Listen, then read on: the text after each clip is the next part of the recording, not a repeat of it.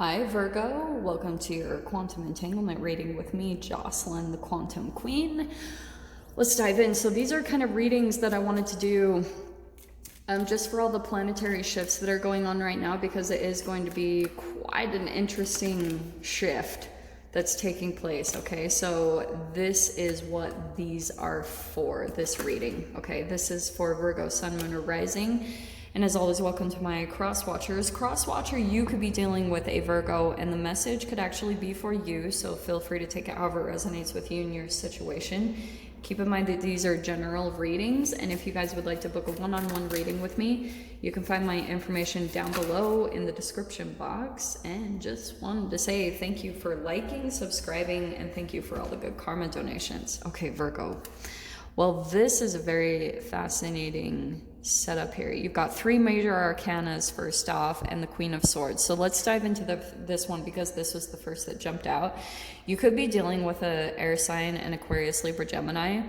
I feel as though like you're in this interesting situation and entanglement with a specific person, and it could be where you're still kind of like struggling a bit to stay totally detached, you know, like, and that's what I feel like with this High Priestess card. That's what you're learning right now. There's a specific person in your life, and with the Lovers, that could be a Gemini. We've also got Pisces here, and we've got Libra, and then the air signs, Aquarius, Libra, Gemini. It could be any of those, but don't get too caught up on that. With the Lovers, it doesn't have to just be romantic. This is just the mirroring card. This is a very deep connection between you and this person, because it is bringing out a very deep lesson and transformation in you, Virgo, for the future that you're going to be stepping into. This is really important, okay? With the Queen of Swords, what I'm going to tell you, the transformation that takes place here is when you start being very like quiet, and that's what I'm getting with this combination between the High Priestess and the Queen of Swords. To me, it's that she doesn't reveal anything, and I feel as though there's someone in your life where they're coming back in and they're almost like keeping tabs on you. You know what I mean? Maybe it's an ex. It could even be a parent or a family member. It's like someone's still kind of continuing to keep in touch to see if you've truly moved on or how your progress is. And I feel as though if you're dealing with the shadow side of this, which I feel there is a big emphasis, you could be dealing with the shadow side of the Queen of Swords, which is not enjoyable, okay, at all, because it can be bitter, cruel, cold, overly critical, and lonely. Because I feel as though, Virgo, you could be dealing with someone, could be male or female, so don't get caught up by this. But the entanglement of this is learning how, when we're talking about boundaries, it's that you don't owe everyone anything. You know what I mean? Anyone anything. You don't owe explanations. You don't even owe, if you tell someone no, you don't even have to say why. It's just that you don't have to give anyone anything, and that's what's going to bring this really powerful transformation for you. And with the Justice card, that's a balancing of your own energy, because I feel as though with that card coming out, the imbalance has been that you're continuing to almost like keep someone, like you're telling someone too much. And I feel as though at times you kind of question that, or it's almost like you get oh, this is what I'm getting, Virgo. It does have to do with some loneliness. So that's what I feel like could be really similar between you and another person. And I'm not saying you guys are, because I can guarantee I'm going to get some comments that are like, I'm not lonely, I'm a Virgo, we're the lone wolf. And I agree.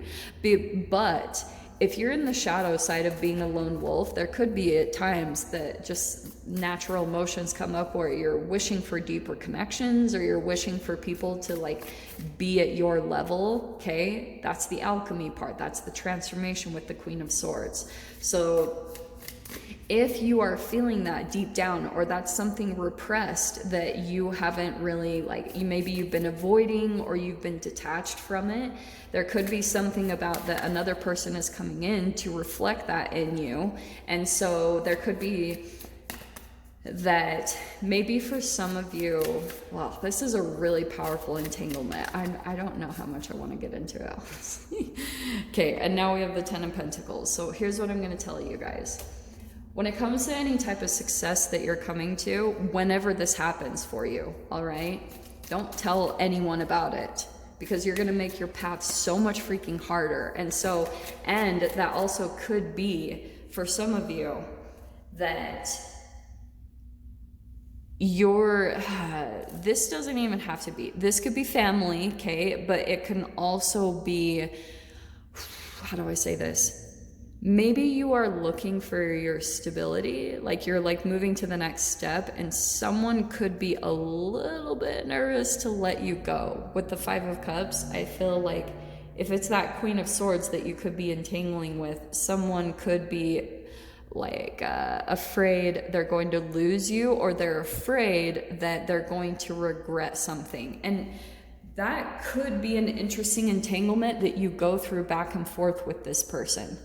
So maybe there's times of disconnection because the entanglement becomes too intense, and then it's like there's a separation because you're like wanting this stability, but this isn't it. And so because of it, there's this pattern of 8 of Cups walking away. It's like there's always this kind of realization that this isn't what you want. Do you know what I mean? That's a lot of that Queen of Swords, clarity, the truth, the, you know, clear mind, no confusion. It's very clear. And the Justice card, both of them, that's very much so truth and balance. And yeah, ooh, what's this? What are you? Which just popped out. Okay, wow. Was not expecting that. Oh my gosh, okay. So this is really beautiful, Virgo. This is what I'm going to tell you, okay? You got the Page of Wands and the King of Wands. That is a really fascinating entanglement to come out. So I do feel like you guys are straight up walking towards another partnership, that there's almost like you're realizing that whatever situation, environment that you've been in, no more satisfaction there. It doesn't emotionally fulfill you, and you're walking away. That it appeared to be stable, that like for some of you that could be family or a work environment. It appeared very structured and stable, but it didn't fulfill your emotions.